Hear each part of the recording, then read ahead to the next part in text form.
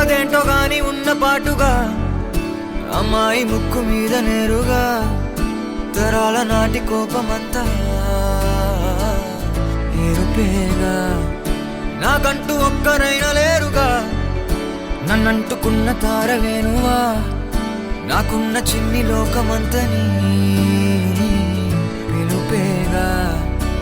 తేరిపార చూడసాగే దూరమే